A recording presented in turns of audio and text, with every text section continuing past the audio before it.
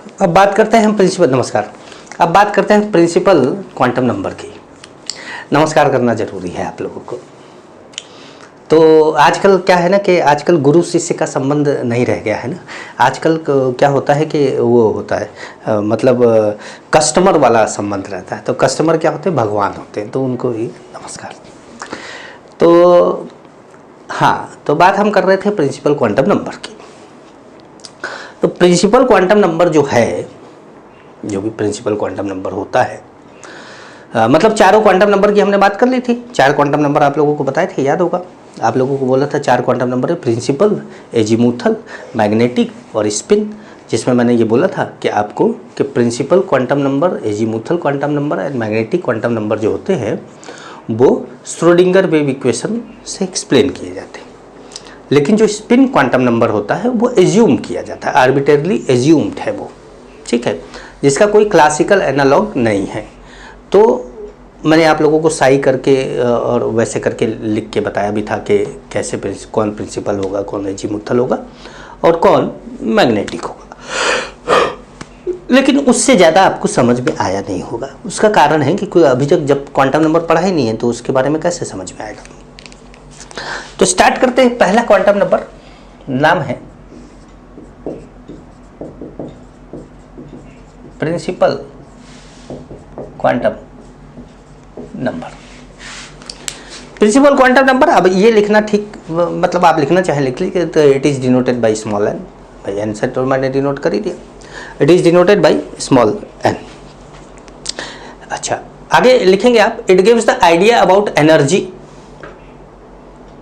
It gives the idea about energy of electron in given orbit. Energy of electron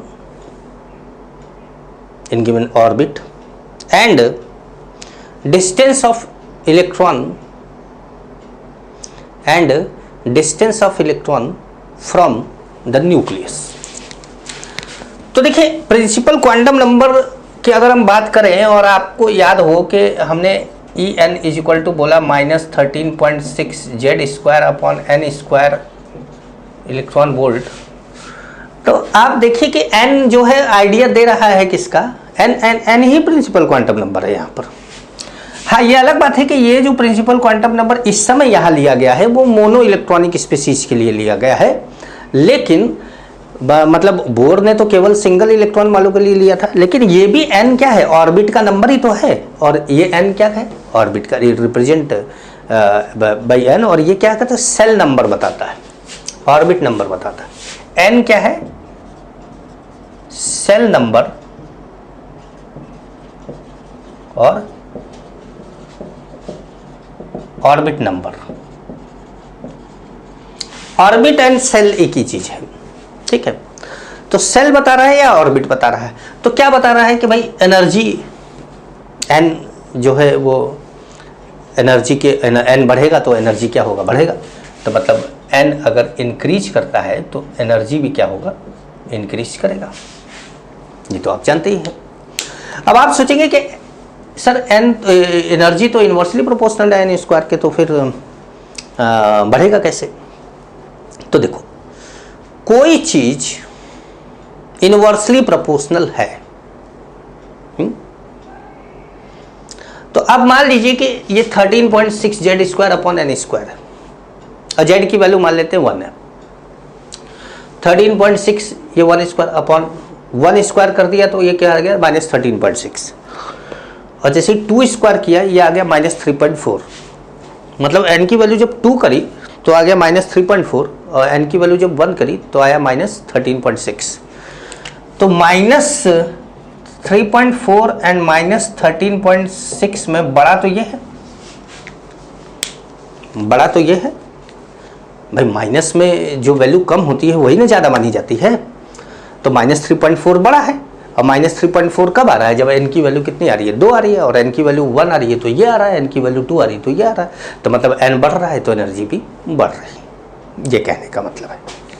अच्छा, ये भी कहा जा रहा है कि ये डिस्टेंस को भी डिपेंड दिखाता है। तो आप ये भी जानते हैं कि R.529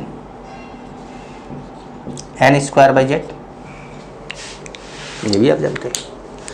तो आप 0.529 n square by Z bore में आप लोगों ने ये बात पढ़ी थी। तो n क्या है? ऑर्बिट नंबर है। तो रेडियस n बढ़ रहा है तो रेडियस भी बढ़ता जाएगा, मतलब न्यूक्लियस से इलेक्ट्रॉन की दूरी भी क्या होती जाएगी? बढ़ती जाएगी। तो इन दो चीज़ों को तो ये रिप्रेजेंट करता है, दो चीज़ों को तो रिप्रेजेंट करता है, ठीक है। दूसरा मैंने बताया कि n बताता है किसको? सेल को। तो n की वैल्यू क्या हो सकती है? n हो सकता है 1 2 3 4 5 इनफाइनाइट तक, कुछ भी है ना। पॉजिटिव वैल्यू होगी, क्या बोलते हैं इसको? पॉजिटिव इंटीग्रल बोलते हैं कि पॉजिटिव इंटीजर बोलते हैं, पता नहीं, क्या मैथ मेरा थोड़ा कमज़ोर है। तो जो भी 1 2 3 4 5 6 ऐसे करके इनफाइनाइट तक लिख लेंगे। अब ये सब 9th में आता है शायद, इंटीजर वैल्यू, इंटीग्रल वैल्यू। तो क्या होता है ये 1 2 3 4? नहीं पता तुमको? इंटीजर। तो इंटीजर वैल्यू, चलिए भाई, इन्होंने देवी जी ने जो बताया वो हम लोगों ने मान लिया। वैसे अभी भी भरोसा नहीं है, इनका भी हमको भरोसा नहीं है।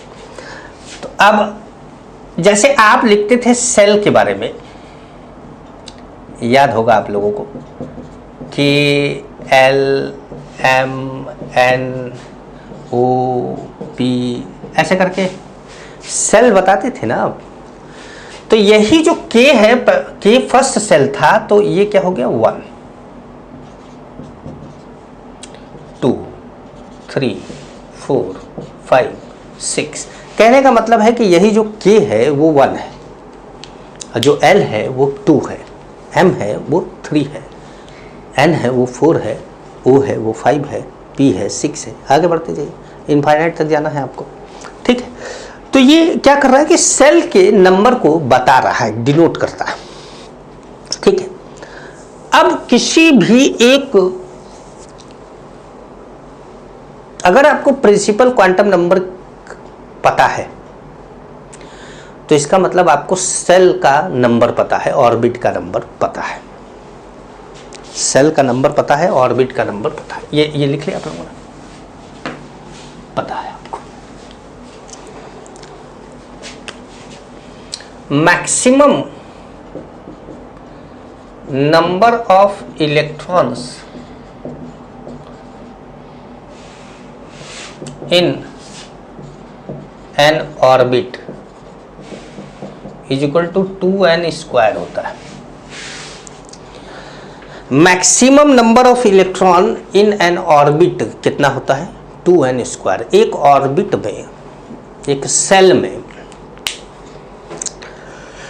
जो मैक्सिमम इलेक्ट्रॉन पाए जा सकते हैं वो कितने हो सकते हैं? तो जैसे n और 2n स्क्वायर, n की वैल्यू 1 ले ली तो आ गया 2, या 2 इंटू 1 स्क्वायर, मतलब कितना? 2 इंटू 2 स्क्वायर 8, 3, 2 इंटू 3 स्क्वायर कितना? 18, 4, 2 इंटू 4 स्क्वायर 32, 5, 2 इंटू 5 स्क्वायर कितना? 50। तो इस प्रकार हम ये बता सकते हैं कि किस सेल में मैक्सिमम कितना रहेगा। ये नहीं रहेगा कितना, हम ये नहीं बता रहे, हम ये कह रहे हैं कि कितना आ सकता है मैक्सिमम। रहने को उसमें 2 ही रहे, क्या फर्क पड़ता है? अब जैसे किसी सेल में 18 इलेक्ट्रॉन आ सकते हैं, लेकिन अगर उसके अंदर आपके पास इलेक्ट्रॉन ही 2 हैं, तो उस सेल में डालने के लिए आपके पास इलेक्ट्रॉन 2 ही बचा है, तो आप 2 ही डालेंगे। समझ रहे हैं आप?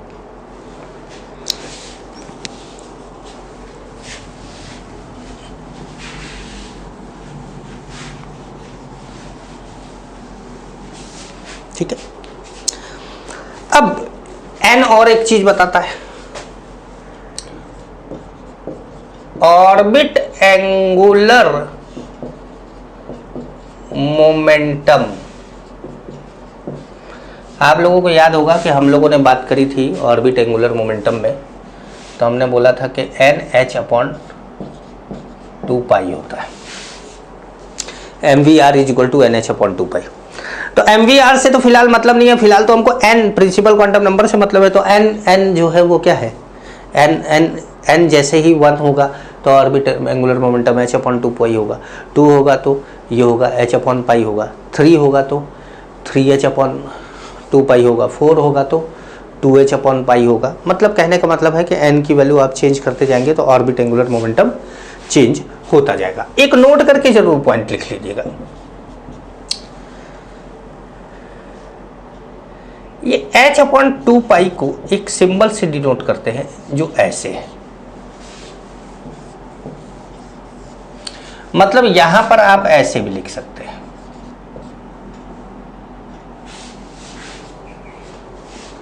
समझ गए? यहां पर आप इसको ऐसे भी लिख सकते हैं। कुछ लोग इसको H बार बोल देते हैं, कुछ लोग इसको H ही बोल देते हैं, ठीक है। तो वो आगे के जो आप ग्रेजुएशन PG में जाते हैं तो इस तरह का कोई कॉन्सेप्ट आता है, लेकिन आप लोगों के सिलेबस में तो ये नहीं है। पर कि कभी कभी क्या होता है कि आप लोगों को क्वेश्चन में किसी किसी किताब में ऐसा सिंबल दे देता है, तो जब ऐसा सिंबल दे देता है तो बच्चा सोचता है कि ये H ही है, गलत छप गया है।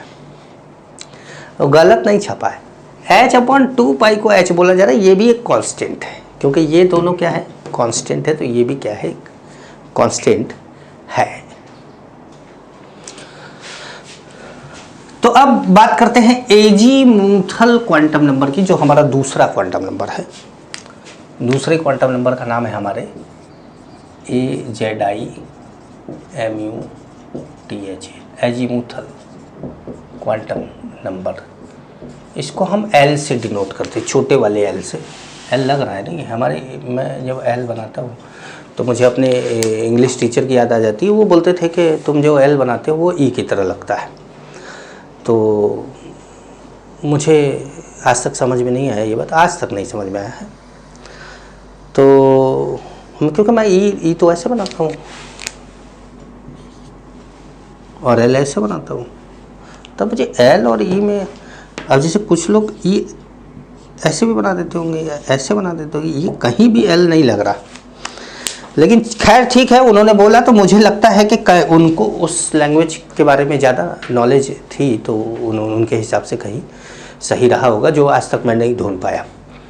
अब मेरे हिसाब से केमिस्ट्री में कोई अगर कुछ गलत होगा तो आप लोग को मैं बोल दूं कि भाई ये गलत है, तो आप लोग बोलेंगे कि भाई आप लोग तो क्या है, आप लोग तो सवाल जवाब कर लेंगे, आप लोग तो सवाल जवाब कर लेंगे ना। आप लोग तो इस समय के स्टूडेंट हैं ना, तो आप लोग सवाल जवाब कर लेंगे।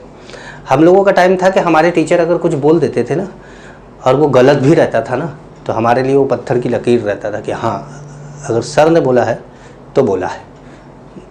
तो अगर किसी बुक में कुछ दिया भी है ना, तो भी हम उनके पास नहीं जाते थे कि ना, सर ने बोला है मतलब बोला है। और आज का ज़माना क्या है ना कि कहीं पर भी अगर आपने कुछ बोल दिया है, और मान लीजिए कि आपने गलत ही बोल दिया, जैसे मैंने गलत ही बोल दिया कुछ, तो उस गलती को ये नहीं कि आप अलग से पूछ ले, नहीं, हम तो इनको सरेआम बेइज्जत करेंगे पूरे। मतलब हम YouTube पे वीडियो डाल सकते हैं, हम Facebook पे पोस्ट डाल सकते हैं, हम इंस्टा पे पोस्ट कर सकते हैं कि दीपक सर ने, DM सर ने मुझे ये पढ़ाया है। तो आजकल का कल्चर है। पहले गुरु शिष्य की एक सभ्यता हुआ करती थी, धीरे धीरे वो खत्म हो रही है। तो एजीमुथल क्वांटम नंबर क्या है? तो azimuthal quantum number, it is denoted by L, ये तो आप लिख लेंगे, ठीक है। And it is also known as, ये बात आप लिखेंगे कि it is also known as orbital angular momentum quantum number, पूरा नाम है orbital angular momentum quantum number और सब्सिडरी क्वांटम नंबर।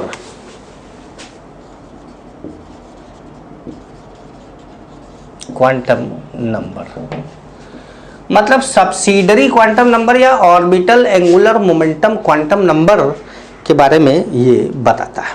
ठीक है, आप लिखेंगे आगे, it gives idea about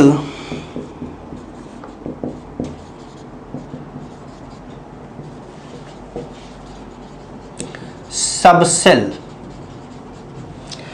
it gives idea about subshell, subshell के बारे में आइडिया देता है। कौन से सबसेल के बारे? It gives idea about subshell in which electron present,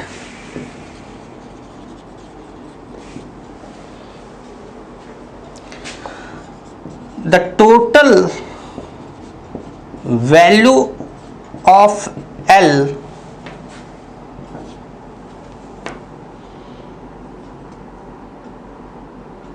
is equal to given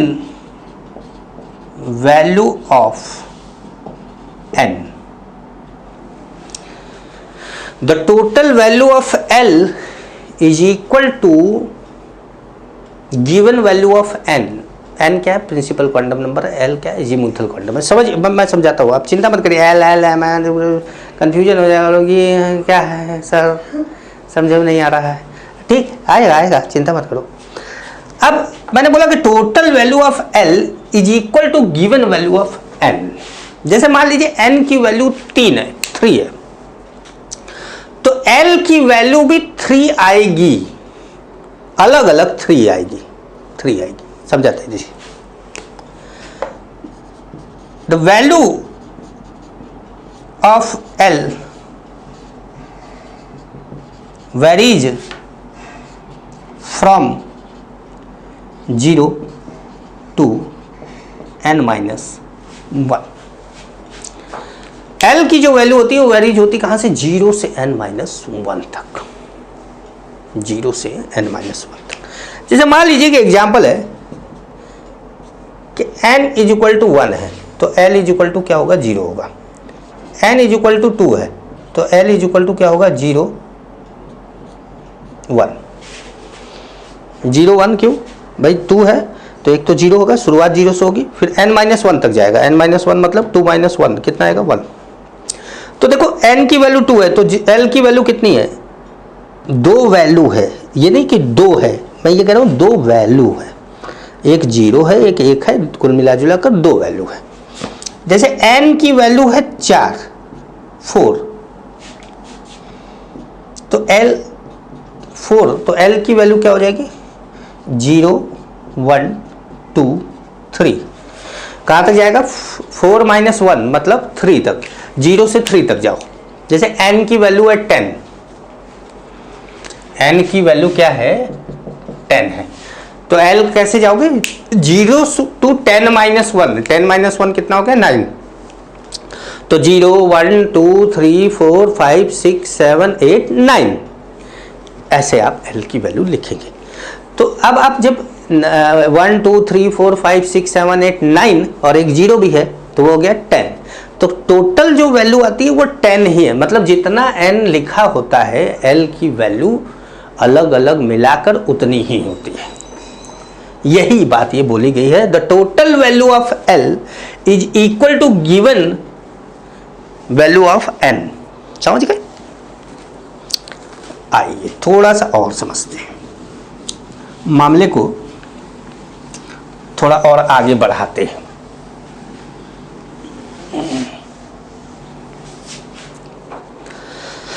अब क्या है कि जब आपको L पता है,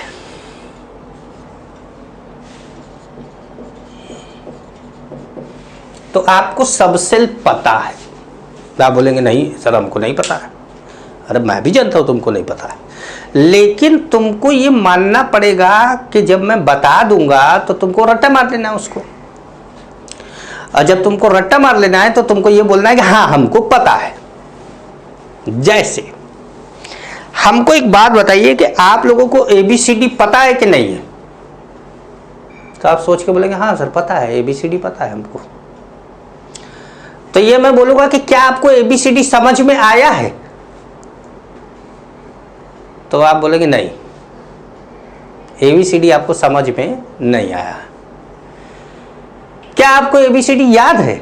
बोले हाँ, हमको ABCD याद है, लेकिन ABCD हमको समझ में आया है ये हम नहीं बोल सकते। क्योंकि आप अगर ये कैसे बोल सकते हैं आपके A को ऐसे ही क्यों लिखा गया? जैसे मान लीजिए कि A को ऐसे क्यों लिखा गया, पहली बार कहे सर A को ऐसे क्यों नहीं लिखा गया? आपने अगर LKG में या नर्सरी में या जो है प्ले ग्रुप में, जिसमें भी आप खेल कूद रहे थे, उसमें आपने पहले ही बोले सर मेरा एक डाउट है। जैसे आप छोटे से एकदम 2 साल के, अभी वो लकड़ी की काठी वाले पे आप खेल रहे हैं, उस समय आपको हाथ पकड़ के A लिखाया गया धीरे से, और उस पर बोला गया कि इसी पे चलाते रहो जब तक कि ना आए। अब तुमने बोला कि ना, अरे ऐसे कैसे चलाते रहे यार, दिनवा भर जो है पगला गए हो क्या, एक का चीज चलाते रहे, हमको ये बताओ कि ये क्यों चलवा रहे हो। उतना छोटा बच्चा बोलेगा नहीं। इसीलिए छोटे बच्चों को पढ़ाना आसान होता है और बड़े बच्चों को मुश्किल, लेकिन हमारे लिए तो बड़ों को ही आसान होता है, छोटों को बड़ा मुश्किल। तो n की वैल्यू, l की वैल्यू 0 1 2 3 4 5 6 7 ऐसे बढ़ती हूँ भाई। अगर n की वैल्यू इनफाइनाइट तक जा सकती है तो l की वैल्यू भी कहाँ तक जा सकती है कि 0 to इनफाइनाइट -1। मतलब इनफाइनाइट में से एक घटा के तो बता कितना आएगा। तो बोले सर इनफाइनाइट आएगा क्या सर घटेगा ही नहीं, तो इनफाइनाइट हो गया। इनफाइनाइट में इनफाइनाइट जोड़ दो तो क्या सर इनफाइनाइट। इसलिए अपन को इतनी चिंता नहीं करनी, मतलब थोड़ा 2 4 7 5 6 7 तक लिख देना है। सब cell S P D F G H I J। लेकिन एक बात का ध्यान रखना है, आपको पढ़ना इतना ही है SPDF तक। आपके पीरियोडिक टेबल में 4 तो ब्लॉक हैं, 4 ब्लॉक ही तो हैं SPDF। ना G है, ना H है, ना I है, ना J है। ये तो मैं बता दे रहा हूँ आपको कि आप जानते रहिए थोड़ा बहुत। मतलब थोड़ा अगर आपको कोई आगे पूछ ले तो आप ये मत अटक जाइए कि L की वैल्यू तो 0 1 2 3 तक होती है। ना, आपका ABCD खत्म हो जाएगा पर L खत्म नहीं होगा, चलता रहेगा। ठीक, ये तो मामला हुआ। अब आपको अब आप बोलेंगे कि सर ये क्या करना है, इसको आपको याद करना है। अरे कहीं सर नहीं याद हो पाएगा हमको। अरे गधो इतना तो याद कर लो। कहे सर F तक तो याद करना ही है, एक G वाला याद कर लो। क्यों? क्योंकि G वाला पूछ दिया गया था 2016 के JEE मेंस में, और अगर JEE मेंस में पूछ दिया गया एक बार तो CBSE है भैया, वो पूछेगा बार बार क्या भैया G आया है, H आएगा, I आएगा, आगे आएगा। तो हम थोड़ा आगे तक कर लेते हैं, तो हमने थोड़े आगे तक बढ़ा लिए। तो ये रट्टा मार लेना है कि L की वैल्यू 0 तो सबसेल कौन S, L की वैल्यू 1 तो सबसेल कौन P, L की वैल्यू 2 तो सबसेल D, और L की वैल्यू 3 तो सबसेल F। कम से कम इतना तो याद रखो, क्योंकि SPDF तो आपको पढ़ना ही है भाई। इतना आपने याद मान लो कर लिया कि सर चलिए ठीक है, आप बोले तो हमने इसको याद कर लिया कि सर ठीक है, चलिए आगे बताइए, पढ़ाइए, आगे बढ़ाइए। आगे आओ, देखो बेटा N है, ये L है, और ये डिफरेंट सबसेल है। क्या है, एन है, एल है और डिफरेंट सबसेल है। तो आप आइए, जैसे एन की वैल्यू 1 तो एल की वैल्यू 0 to 1 - 1 मतलब 0। 0 to 1 - 1, 1 - 1 भी तो 0 ही हुआ ना, तो 0 to 1 - 1 मतलब 0 to 0 मतलब 0। एल की वैल्यू 0 किसके लिए होती है, तो अभी आपने लिखा था एल की वैल्यू 0 एस के लिए होती है। सबसेल हो गया कौन सा, एस, और सेल कौन सा हो गया, सेल तो ये बताता है, सेल ये बताता है, एस सबसेल बता रहा है, 1 सेल बता रहा है। तो अगर हम इसको 1s लिख दें तो हमको पक्का हो जाएगा कि ये पहले सेल का एस सबसेल है। 1s का मतलब 1 सेल को दिखा रहा है और s सबसेल को दिखा रहा है। अच्छा 2, तो ये 0 to 2 - 1 मतलब 0 एंड क्या हो गया 1। तो अगर L की वैल्यू 0 है तो आएगा S, और L की वैल्यू 1 है तो आएगा कितना P। L की वैल्यू 0 है तो आएगा क्या S, L की वैल्यू 1 है तो आएगा क्या P। और कौन से सेल का S and P, second shell का, तो ये हो गया 2S, ये हो गया 2P। थर्ड सेल की बात करें तो 0 1 2, भाई 0 2 3 - 1 0 1 2, 0 किसके लिए, S के लिए, 1 किसके लिए, P के लिए, 2 किसके लिए, D के लिए, और सब किसके लिए, थर्ड सेल के लिए। तो ये हो जाएगा क्या 3S 3P 3D। आ रही बात समझे। मान लीजिए आपने 4 ले लिया तो ये क्या हो गया 0 1 2 3। अब वहाँ 4S 4P 4D 4F। 4F कैसे पता चल गया, देखिए 3 किसके लिए होता है, F के लिए, किस F तो बता रहा है L और 4 कौन बता रहा है N। तो ये हो गया 4F 4S 4P 4D। ठीक है। अब ऐसे मान लीजिए आपका 5 है, अब कितना लिखते जाए, चलो एक और लिख देते, 5 है तो ये कहाँ तक जाएगा 0 1 2 3 4 4 तक जाएगा। तो आप देखो ये क्या है 5S 5P 5D 5F 5G। तो हम लिखेंगे 5S 5P 5D 5F 5G। ठीक है। तो ये जो हमारा सब बन रहा है, ये जो हमारा सब बन रहा है कहानी, समझ में आ रहा है आपको, समझ में आ रहा है। बोलो कैसे तुम लोग, कोई आदमी इसमें से निकल के बोलो, निकलो बाहर, निकलो, निकल के बोलो, या अच्छा जोर से बोलो, मन की आवाज़ से तो मुझे सुनाई दे जाए। तो जैसे कई बार क्या होता है ना, कोई याद करता है तो हिचकी आती है, जरा याद करो तो मन से, जरा याद करो कुर्बानी, नहीं याद करोगे तो आओ, नहीं याद करोगे तो कोई बात नहीं, थोड़ा सा आगे बढ़ते, मिटा देते हैं।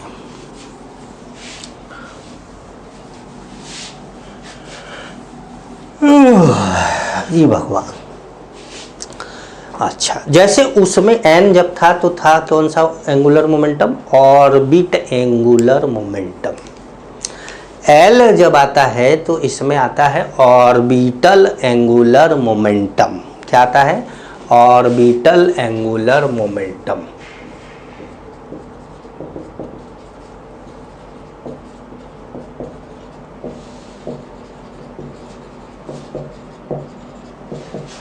√L L प्लस 1 और ये बाहर h/2 ये रूट के बाहर है भाई, ये वाला ना, वो रूट के बाहर हो गया। कुछ तो आया समझ में आपको, नींद भी आ रहा है। तो जैसे मान लीजिए कि एक क्वेश्चन पूछूं मैं आपसे,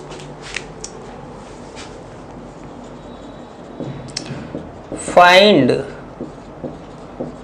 orbit and orbital angular momentum, find orbit and orbital angular momentum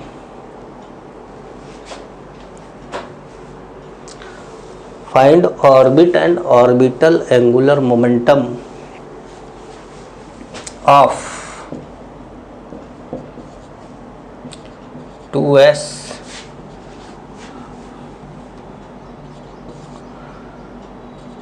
3p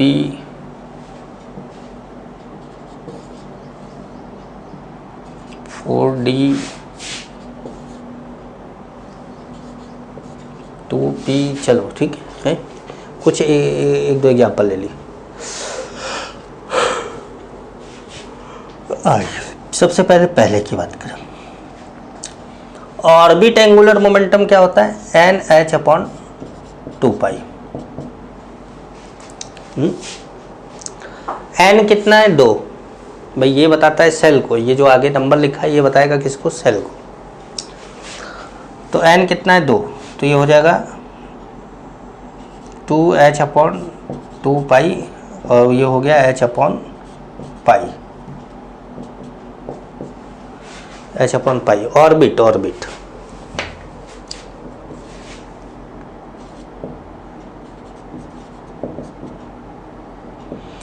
orbit angular momentum, orbit O M लिख देते ना, तो ऑर्बिट का भी ओ हो जाता और ऑर्बिटल का भी ओ हो जाता, तो गड़बड़ हो जाता। तो ऑर्बिट एंगुलर मोमेंटम को ऑर्बिट लिखकर एंगुलर मोमेंटम, ऑर्बिटल को ऑर्बिटल पूरा लिख देंगे। ऑर्बिटल एंगुलर मोमेंटम, s के लिए l की वैल्यू क्या होती है, यही ना ऑर्बिटल एंगुलर, l की वैल्यू होती है 0 इंटू 0 प्लस 1 इंटू h/2π, ये आ गया कितना, 0। अब 0 से इसमें मल्टीप्लाई करेगा 0 आएगा, 0 का रूट लेगा 0 आएगा, फिर 0 से मल्टीप्लाई करेगा 0 आएगा, 0 तो आर्यभट्ट ने खोजा था ना। दूसरा 3p, तो हमारा जो ऑर्बिट एंगुलर मोमेंटम है वो तो 3h/2π हो गया है। और जो ऑर्बिटल एंगुलर मोमेंटम है वो हो गया 1 प्लस 1 h/2π। 1 प्लस 1 कितना हो गया, 2, तो ये आ गया √2, तो √2 हो गया, तो आ गया कितना, h/√2π, क्योंकि भाई वो कैंसिल होगा ना इसे। तीसरा 4d, n की value 4, orbit angular momentum 4h/2π 2h/π, यही ना भाई। और ऑर्बिटल एंगुलर मोमेंटम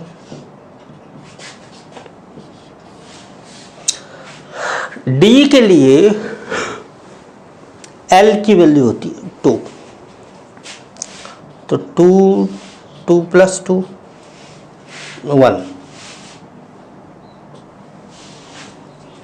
तो क्या हो गया, √6, तो आ गया √6h/2π। ठीक है। फोर्थ ऑर्बिट एंगुलर मोमेंटम, अब n की वैल्यू क्या हो गई, 2 हो गई, तो आ गया 2h/2 मतलब h/π। Orbital angular momentum √1 + 1 h/2 ठीक है। ये यही वाला तो आ रहा है, तो आ गया कितना, h/√2 तो इस तरीके से आपने निकाला orbit and orbital angular momentum. मैंने आपको 4 क्वेश्चन दिए, चारों क्वेश्चन को सॉल्व करके बताया आपको, और मेहनत लगा है, टाइम लगा है भाई। आप लोग तो जो है खाली वीडियो को ऐसे टीवी तारक मेहता का उल्टा चश्मा देख रहे होते हैं क्या, हाँ जेठालाल कुछ पढ़ा रहा है, और आप लोगों को क्या, मुँह बाओगे सो जाओगे जाके घर पे। जो आदमी वीडियो बनाता है ना, वो आदमी के सामने कोई नहीं बैठा रहता। अब आप सोचिए कि उस आदमी के सामने कोई नहीं बैठा है और वो आदमी आपको हंसा भी रहा है, मतलब वास्तविकता देखी जाए तो, रियलिटी में बोला जाए तो वो आदमी को या तो आप एक्टर बोल सकते हैं या तो बेवकूफ़ बोल सकते हैं। क्या आदमी क्या है भैया, ये तो अपने मन में हंसे जा रहा है। अब बात करते हैं मैग्नेटिक क्वांटम नंबर की।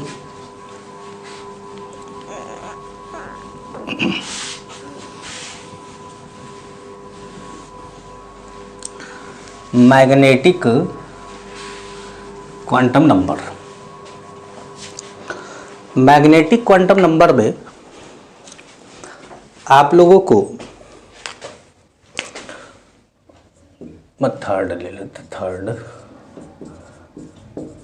मैग्नेटिक क्वांटम नंबर, m से डिनोट करते हैं इसको या ml से डिनोट करते हैं ना भाई, या तो m से डिनोट करेंगे या ml से डिनोट करेंगे। अभी क्या करता है, तो इसमें लिखेगा it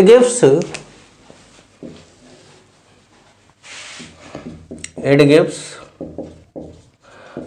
idea about orientation of orbitals। क्या आइडिया देता है, orientation of orbitals, and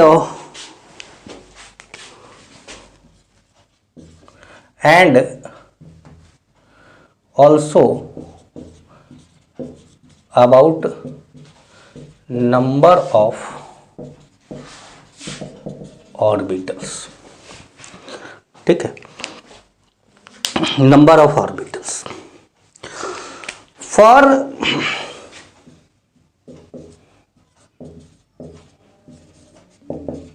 given value of L, the total value of M is equal to 12 plus 1, 12 plus 1, and it varies from -L to plus L including 0। -L से +L जाएगा और बीच में क्या रहेगा, 0 भी रहेगा। जैसे मान लीजिए कि आपके पास L की वैल्यू दी हुई है और आपको M की वैल्यू निकालनी है। L की वैल्यू है 0, तो M की वैल्यू भी होगी 0। अरे भाई -0 से +0 तक 0 है ना, होगा और क्या होगा। अब L की वैल्यू है 1, तो M की वैल्यू है -1 0 +1, मतलब M की टोटल की वैल्यू कितनी आई, 1 2 3, 3 वैल्यू है। L 1 है तो M की वैल्यू इसकी 3 वैल्यू है। अब 3 वैल्यू कैसे देखिए, 2 × 1 + 1 कितना आएगा, 3 आएगा, तो ये देखो 3। अब देखो 2 × 0 + 1 कितना रहा, 1 वैल्यू आ रही है, तो यहाँ 1 वैल्यू है। अब जैसे M की वैल्यू, L की वैल्यू हो गई 2, तो हो जाएगा -2 -1 0 +1 +2, बोल रहा है इंक्लूडिंग 0, 0 लेना है। जैसे 3 है तो -3 -2 -1 0 +1 +2 +3, ठीक है। अब इस खास बात यहां पर देखिए, अगर S सबसेल है, मैंने आपको एक जगह कहीं बताया है, पहले मैंने बोला था कि सबसेल में, कौन से सबसेल में कितना ऑर्बिटल होता है, ये मैंने आप लोगों को बता रखा था कि S में 1 होता है, P में 3, D में 5 और F में 7 होता है। ये क्या कह रहा है, also about number of orbital, idea देता है नंबर ऑफ ऑर्बिटल का। S में 1 ऑर्बिटल है इसलिए इसकी 1 वैल्यू है, P में 3 ऑर्बिटल है इसलिए इसकी 3 वैल्यू है, D में 5 ऑर्बिटल है इसलिए इसकी 5 वैल्यू है, और F में 7 ऑर्बिटल है इसलिए इसकी 7 वैल्यू है। G में 9 ऑर्बिटल होगा तो इसकी 9 वैल्यू आ जाएगी, -4 to +4।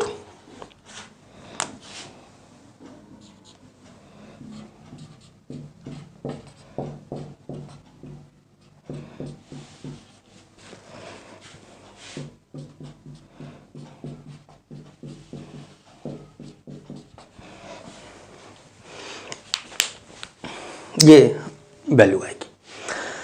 तो आप ये समझिए कि अगर आपको किसी भी जगह पर L की वैल्यू पता है तो आप M की वैल्यू निकाल सकते हैं। L की वैल्यू जो भी है उसमें माइनस से स्टार्ट करिए और प्लस तक जाइए, ठीक है। अब एक खास बात, जैसे L बताता तो है कि ओरिएंटेशन, जैसे मैंने बोल दिया कि भाई M बताता है कि ओरिएंटेशन को, लेकिन यहां पर मैं सबकी ओरिएंटेशन के बारे में आपको आइडिया नहीं दे सकता। बस एक याद रखिएगा, M = 0 is for M = 0, यहां भी है, यहां भी है, यहां भी है, यहां भी है, यहां भी है। 0 for PZ DZ² and FZ³। अब देखिए L यहां पर तो कोई, ये तो डायरेक्शनल है ही नहीं, S तो ऑर्बिटल डायरेक्शनल होता ही नहीं है, इसको तो बोला था नॉन डायरेक्शनल है, लेकिन ये इनकी तो ओरिएंटेशन होती है। ये X एक्सिस में, Y एक्सिस में, Z एक्सिस में ओरिएंटेशन होगा। तो जैसे हमारी आदत क्या है कि अगर हम इसको X बोल दें तो इसको Y, इसको Z बोल देते हैं, यही नहीं बोलते, ABCD के हिसाब से इसको बोलते हैं X Y Z, पर एक्चुअल में जो 0 है वो हमेशा Z होता है। ये Z है, ये Z है, ये Z है, समझ गए।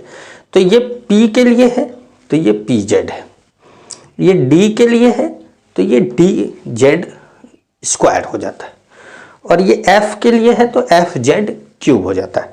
अच्छा, G वाले का तो ऑर्बिटल का नाम ना, G के ऑर्बिटल का तो अंदाजा लगाया जा रहा है, तो G का ऑर्बिटल तो न जाना गया है। बस ये इस ऑर्डर से ये पता चल जाता है कि भाई ये 1 है, ये 3 है, ये 5 है, ये 7 है, ऑड नंबर में चल रहा है तो ये 9 होगा, और इसके बाद जो आएगा वो 11 होगा, उसके बाद जो आएगा वो 13 होगा, ऑड नंबर में चलेगा। लेकिन जी के ऑर्बिटल के बारे में कोई आइडिया नहीं है, तो ना जी के नाम के बारे में कोई आइडिया है, तो अभी हम ये नहीं बता सकते कि ये जी का जो होगा कौन सा ऑर्बिटल होगा। लेकिन हाँ ये बोल सकते हैं कि ये जेड तो है, ये जेड तो है। तो फिलहाल आप ये याद रखिए कि m is equal to 0, are for लिखिएगा p z d z square and f z cube. इनके लिए m की वैल्यू क्या होती है, हमेशा 0 होती है। ये कुछ समझने की बात मैं नहीं बता रहा हूं आपको कि आप ये सोचे कि सर इस बात को समझा दीजिए, नहीं नहीं नहीं नहीं, ये तो मैं आपको एक एक्सपेरिमेंटल डेटा बता रहा हूं कि किसी किसी किताब में आपको ये मिलेगा, और ये खास तौर पे किसी फॉरेन राइटर की बुक में ही मिलेगा कि आप इसको याद रख लीजिए कि m की वैल्यू 0 होती है किसके लिए, पी जेड के लिए, डी जेड स्क्वायर के लिए एंड एफ जेड क्यूब के लिए। समझ गए या नहीं? तो आप देखिए, हटाए इसको,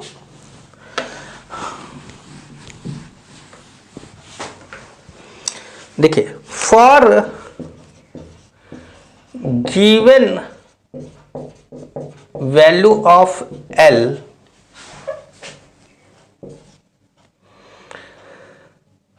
for given value of L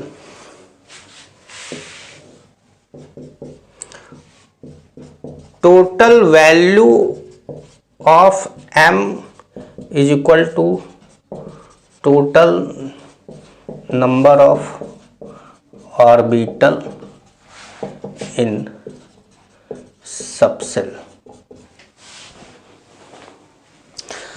subshell में ऑर्बिटल के नंबर भी पता चलेंगे, ठीक है। अब जैसे L पता है, number of orbitals and m, तो जैसे L की वैल्यू 0 है तो ऑर्बिटल 1 है, एक बॉक्स बना दो और उसके नीचे 0 लिख दो, 0 का मतलब m की वैल्यू 0 होगी। L की वैल्यू 1 है, तब यहां पे 3 बॉक्स बना दो, -1 0 +1, तो ये 3 बॉक्स बना दिया, 3 ऑर्बिटल हो गए, और 3 ऑर्बिटल हैं तो m की 3 वैल्यू होगी। 2 है,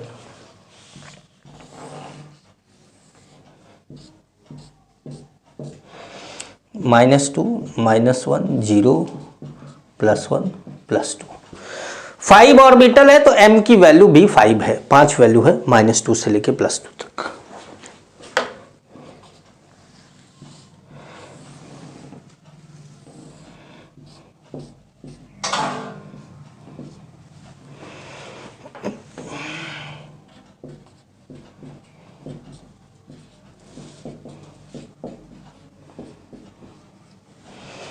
तो ये 7 वैल्यू है तो 7 ही ऑर्बिटल है। तो मेरा ये कहने का मतलब है कि जितना ऑर्बिटल होता है उतनी ही m की वैल्यू क्या होती है, होती है।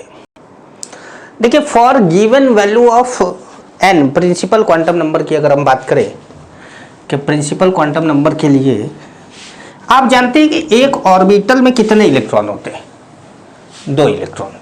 मैंने बात करी थी ऑर्बिट एंड ऑर्बिटल के डिफरेंस में कि 1 ऑर्बिटल है मैक्सिमम 2 इलेक्ट्रॉन। तो अगर हम बोले कि total value of m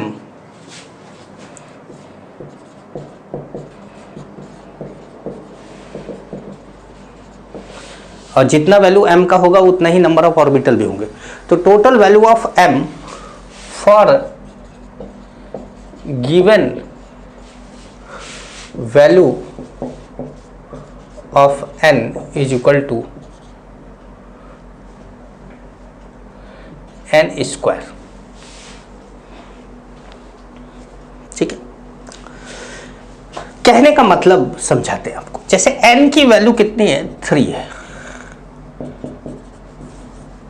example ले लिया, n की वैल्यू 3 है तो m कितना हो जाएगा,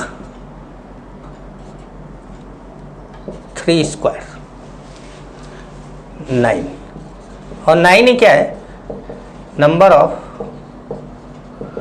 ऑर्बिटल्स है इन थर्ड सेल। n की वैल्यू 3 है, मतलब थर्ड सेल है, और थर्ड सेल में टोटल ऑर्बिटल कितने हैं, 9 है। ये फॉर्मूले से निकल रहा है, ये किससे निकल रहा है, फॉर्मूले से। लेकिन आओ प्रूफ करते हैं कि अगर n की वैल्यू 3 है तो l कितना होगा, l होगा 0 1 2, ठीक है, l होगा 0 1 2।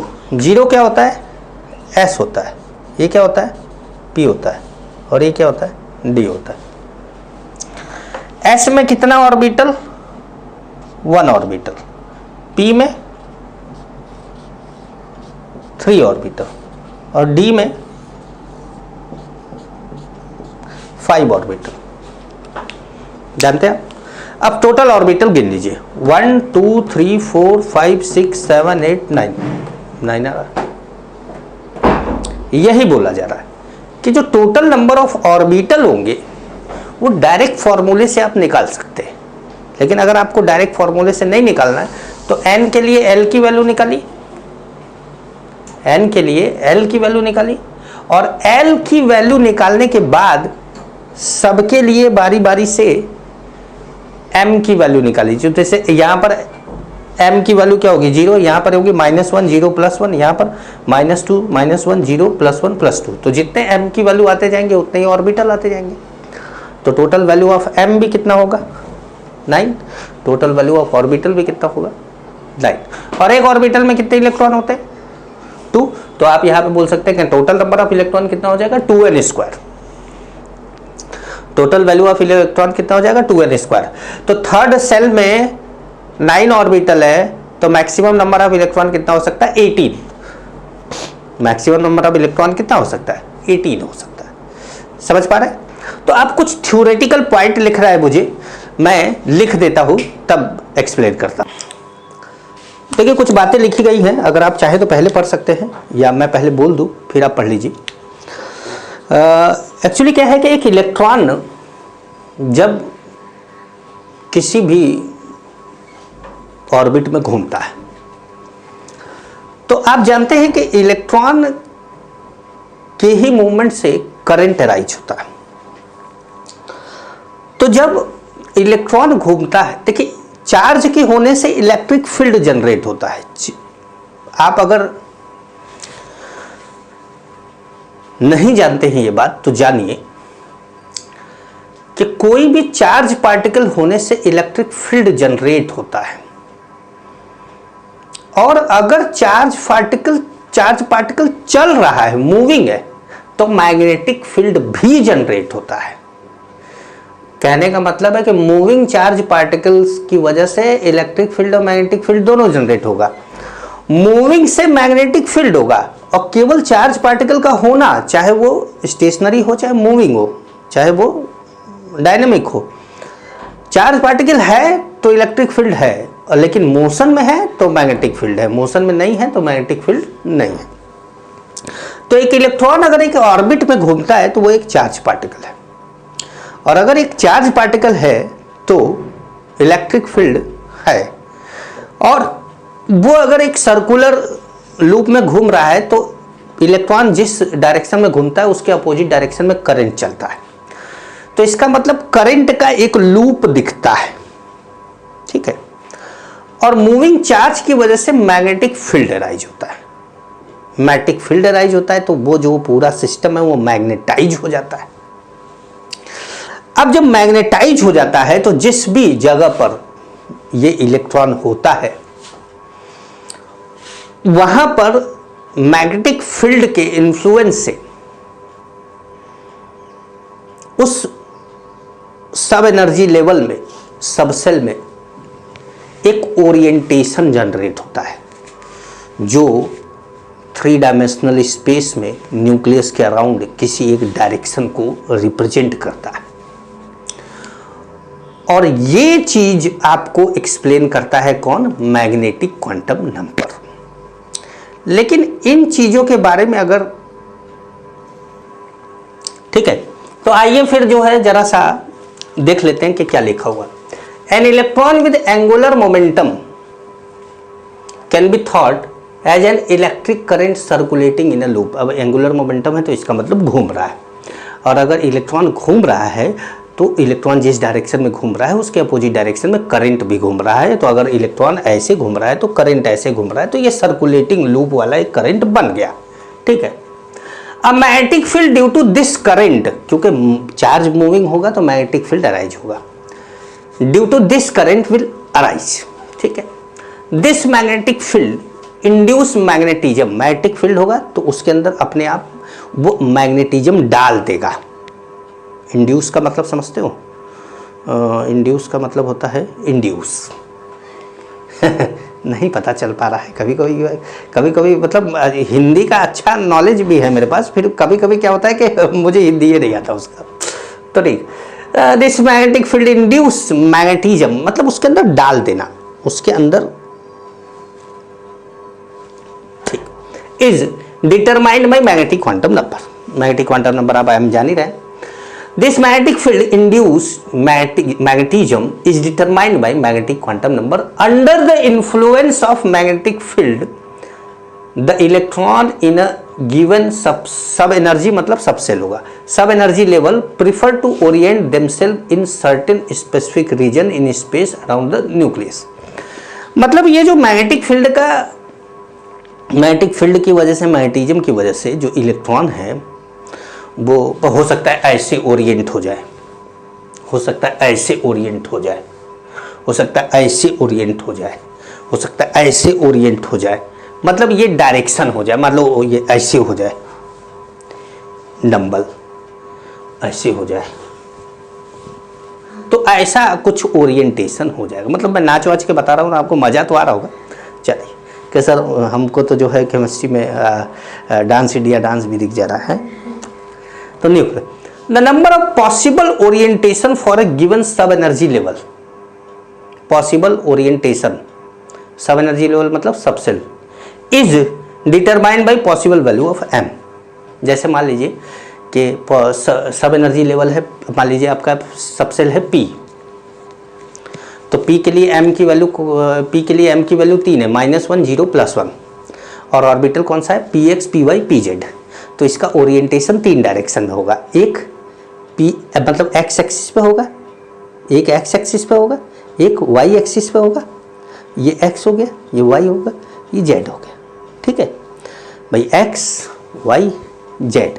तो ये ओरिएंटेशन 3 ओरिएंटेशन को दिखा रहा है, मतलब m की वैल्यू 3 है तो मतलब 3 ओरिएंटेशन को दिखा रहा है, m की वैल्यू 5 है तो 5 ओरिएंटेशन को दिखा रहा है। कहने का मतलब ये है। ठीक है। इट टेल्स अबाउट, कौन tells about, magnetic quantum number, the splitting of spectral line in magnetic field, that is this quantum number prove the Zeeman effect. अच्छा, ऐसा है कि ये जैसे ये चीज़ हमने लिख तो दी यहाँ पर, लेकिन अगर आप ये बोले कि सर हमको ये समझा दीजिए, तो ये अपने टॉपिक का नहीं है, ये अपने टॉपिक का नहीं है। कभी कभी केमिस्ट्री में इसका क्वेश्चन पूछ दिया जाता है, इसलिए बता दे रहा हूँ, वरना ये टॉपिक का नहीं है। जब आप इसको फिजिक्स में,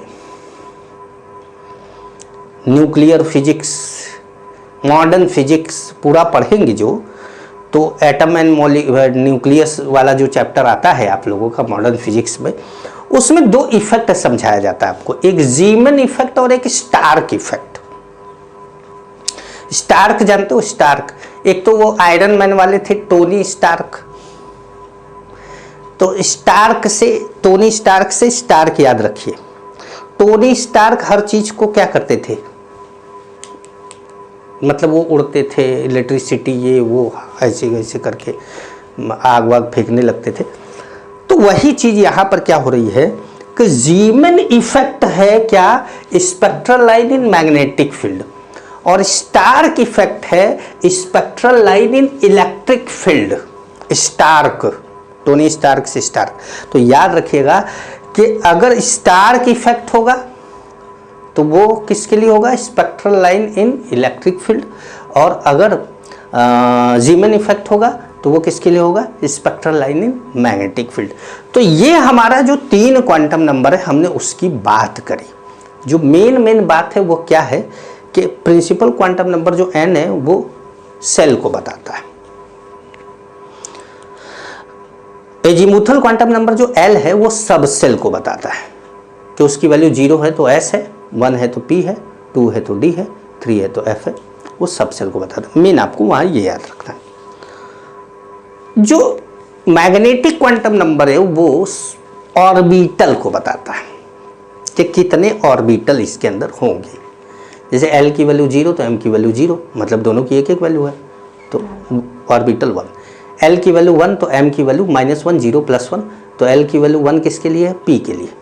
तो -1 0 +1 मतलब 3 वैल्यू आई किसके लिए? P के लिए। तो इसका मतलब P में 3 ऑर्बिटल है। तो ये M बता रहा है। मैंने आपको ये भी बता दिया कि M की वैल्यू 0 होगी किसके लिए? PZ के लिए, DZ² के लिए और FZ³ के लिए। तो ये 3 चीज़ मेन आपको, मतलब इतना मेन आपको याद रखना है आगे की इलेक्ट्रॉनिक कॉन्फ़िगरेशन के लिए।